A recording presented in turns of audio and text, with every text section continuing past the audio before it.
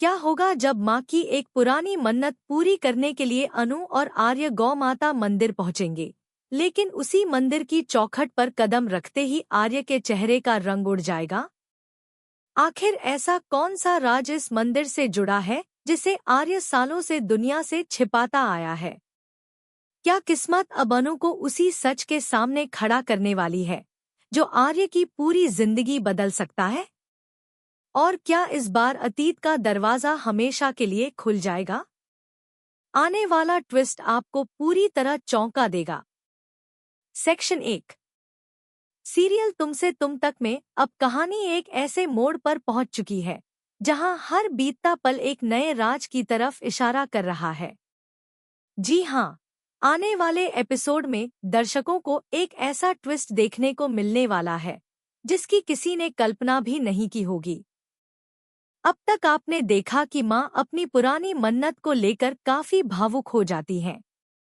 वह बार बार यही कहती हैं कि जब उनका बेटा उनसे बिछड़ गया था तब उन्होंने गौ माता मंदिर में जाकर माता से प्रार्थना की थी कि अगर उनका बेटा वापस मिल गया तो वह खुद वहां जाकर पूजा करेंगी। लेकिन अब उनकी तबीयत ऐसी नहीं है कि वह इतनी दूर मंदिर जा सकें।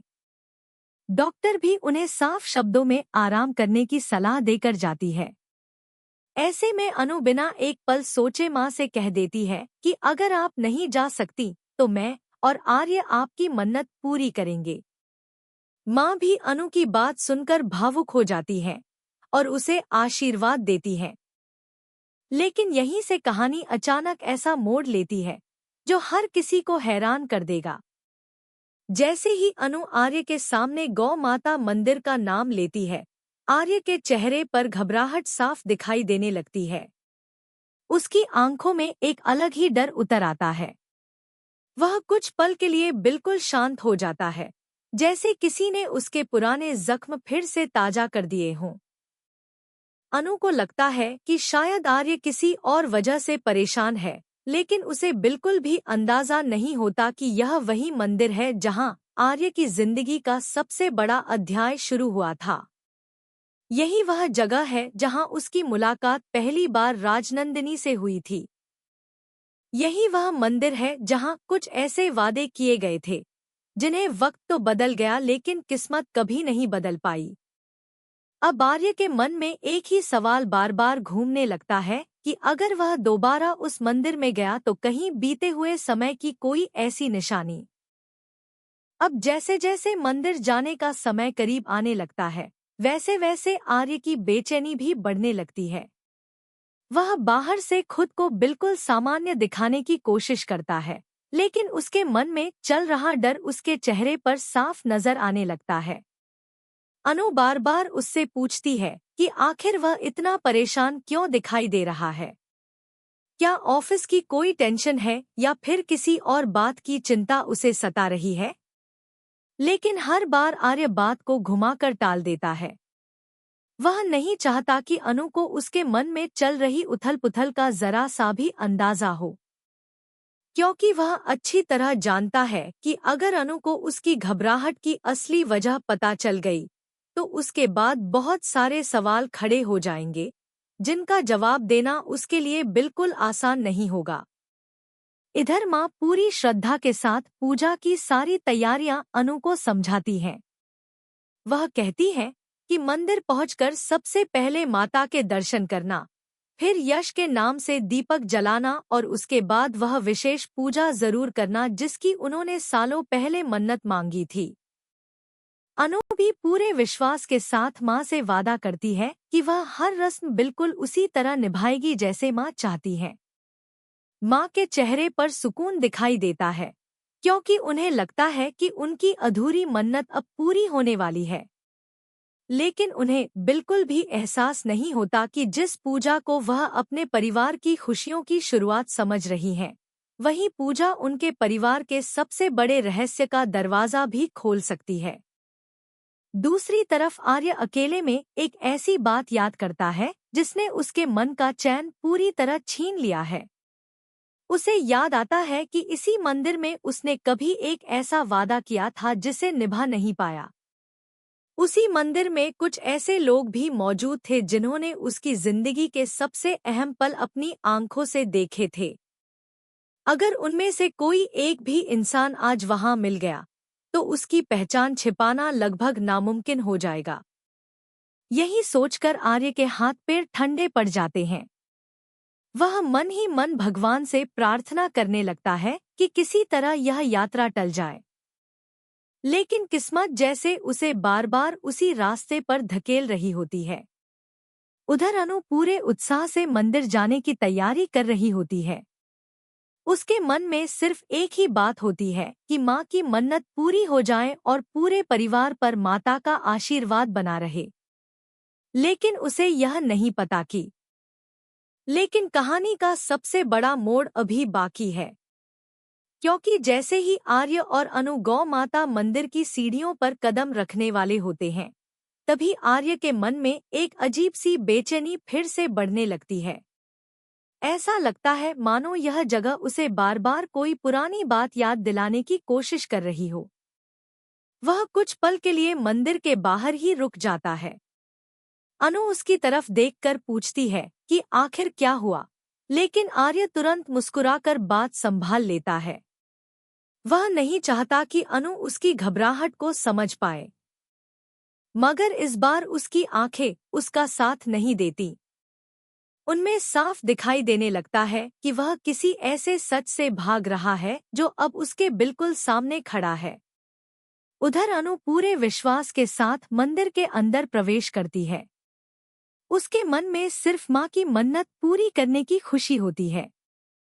वह माता के सामने हाथ जोड़कर पूरे परिवार की खुशियों की प्रार्थना करती है। लेकिन उसी समय आर्य की नज़र मंदिर के एक पुराने हिस्से पर पड़ती है, जहां उसकी यादों का सबसे बड़ा राज छिपा हुआ है। उस जगह को देखते ही उसके कदम जैसे वहीं थम जाते हैं। उसके मन में बीते हुए समय की हर घटना एक एक करके घूमने लगती है। उसे याद आता है कि किस तरह एक फैसला उसकी पूरी जिंदगी बदल गया था। उसी फैसले की वजह से आज भी वह अपने अतीत से नजरें नहीं मिला पा रहा है। इसी दौरान कहानी में एक और बड़ा ट्विस्ट देखने को मिल सकता है। मंदिर में मौजूद एक बुजुर्ग व्यक्ति अचानक आर्य की तरफ गौर से देखने लगता है। पहले तो आर्य उसकी तरफ ध्यान नहीं देता, लेकिन कुछ ही पल बाद वह व्यक्ति दोबारा उसकी तरफ बढ़ता है। यह देखकर आर्य के चेहरे की घबराहट और बढ़ जाती है। उसे लगता है कि कहीं यह इंसान उसे पहचान तो नहीं गया।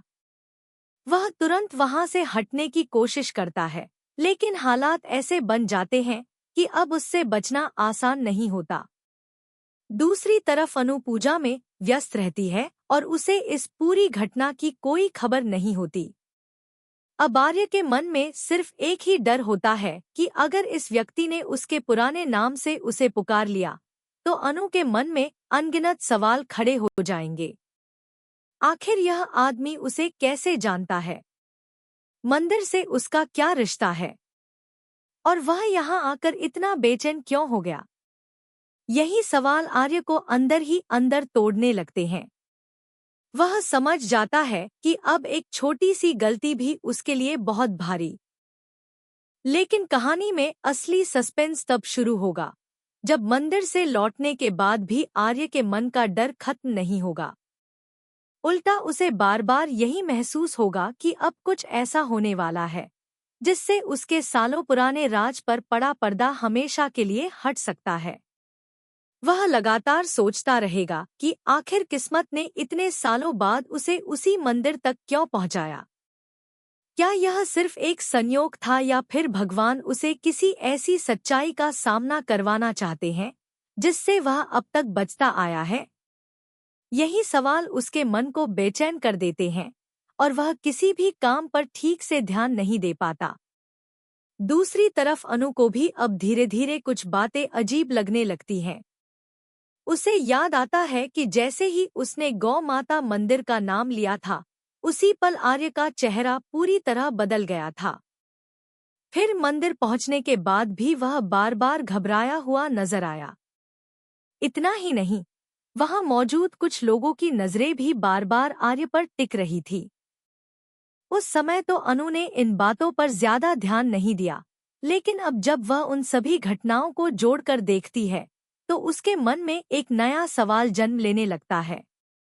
आखिर आर्य इस मंदिर से इतना जुड़ा हुआ क्यों है? और आखिर वह कौन सी बात है जिसे वह सबसे छिपा रहा है? उधर आर्य को भी महसूस होने लगता है कि अब अनु पहले जैसी नहीं रही।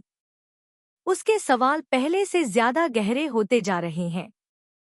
वह हर छोटी सी बात को ध्यान से देखने लगी है। यही वजह है कि आर्य अब पहले से भी ज्यादा सतर्क हो जाता है। वह सोचता है कि अगर उसने एक भी गलती कर दी तो अनु सच्चाई तक पहुंचने में बिल्कुल देर नहीं लगाएगी। लेकिन शायद अब हालात उसके हाथ से निकलते जा रहे हैं, क्योंकि किस्मत बार बार ऐसे मौके बना रही है जहां उसका अतीत खुद उसके सामने आकर खड़ा हो जाता है। इसी बीच कहानी में एक और बड़ा मोड़ आने वाला है। खबरों की माने तो मंदिर से लौटने के कुछ समय बाद अनु को एक ऐसी बात पता चल सकती है जो उसके मन में उठ रहे शक को और मजबूत कर देगी।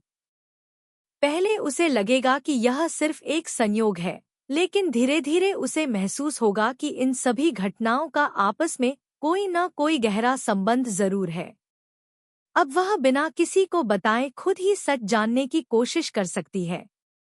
अगर ऐसा हुआ तो पहली बार कहानी का पूरा रुख बदल जाएगा, क्योंकि अब तक जो अनु हर बात पर आंख बंद करके भरोसा करती था